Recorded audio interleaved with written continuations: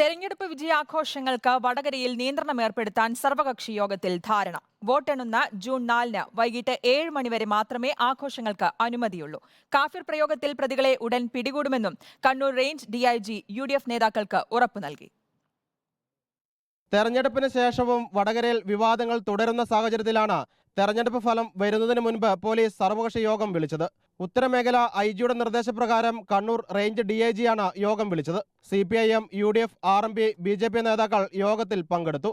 സമാധാന ശ്രമങ്ങൾക്ക് ഇടതുമുന്നണി ഒപ്പമുണ്ടാകുമെന്ന് CPM. തെരഞ്ഞെടുപ്പ് വിജയാഘോഷങ്ങൾക്ക് ഏർപ്പെടുത്തിയ നിയന്ത്രണങ്ങളോട് സഹകരിക്കുമെന്നും ജില്ലാ സെക്രട്ടറി. ഇടതുപക്ഷ ജനാധിപത്യ മുന്നണി ഈ തീരുമാനങ്ങൾ നടപ്പിലാക്കുന്നതിന് 100% പ്രാവർത്തികമാക്കുന്നതിന് അങ്ങേയറ്റത്തെ ആത്മാർത്ഥതയോടുകൂടി ഞങ്ങൾ രംഗത്തുണ്ടാകും. ഞങ്ങൾ നാടിന്റെ സമാധാനവും സൗഹാർദ്ദവും സമാധാനപരമായ അന്തരീക്ഷവും സഹവർത്തിത്വത്തിനുമാണ് ഞങ്ങൾ പരമമായ പ്രാധാന്യം നൽകുന്നത്. കാഫിർ പ്രയോഗത്തിൽ പ്രതികളെ പിടികൂടാത്തതിൽ UDF നേതാക്കൾ പ്രതിഷേധം അറിയിച്ചു. പ്രതികളെ ഉടൻ പിടികൂടുമെന്ന് പോലീസ് അറിയിച്ചെങ്കിലും വ്യാഴാഴ്ച നടക്കുന്ന SP ഓഫീസ് ധർണയിൽ മാറ്റമില്ലെന്ന് UDF.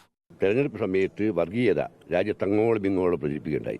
അത് എവിടെ നിന്നുള്ള ഉറവിടമാണ് കണ്ടെത്തണം എന്ന് ബഹുമാന്യനായ ഉത്തരമേഖല IG-യോട് ഞങ്ങൾ ആവശ്യപ്പെടുകയും അദ്ദേഹം അത് പൂർണ്ണമായി ആളുകളെ കണ്ടിട്ടുണ്ട്. അത് അടുത്ത ദിവസം തന്നെ നിങ്ങൾക്ക് അറിയിക്കുമെന്ന് അദ്ദേഹം ഞാൻ ഉറപ്പ് തരികയുണ്ടായി. ഞങ്ങളേതായാലും സമരം പിൻവലിക്കുന്നില്ല. 30-ാം തീയതി ഞങ്ങളെ സമരമുണ്ട്. തെരഞ്ഞെടുപ്പ് വിജയാഘോഷങ്ങൾക്ക് മുന്നോടിയായി വടകരയിലെ ബാനറുകളും പോസ്റ്ററുകളും മാറ്റാനും സർവകക്ഷി യോഗത്തിൽ ധാരണയായി. റിപ്പോർട്ടർ, കോഴിക്കോട്.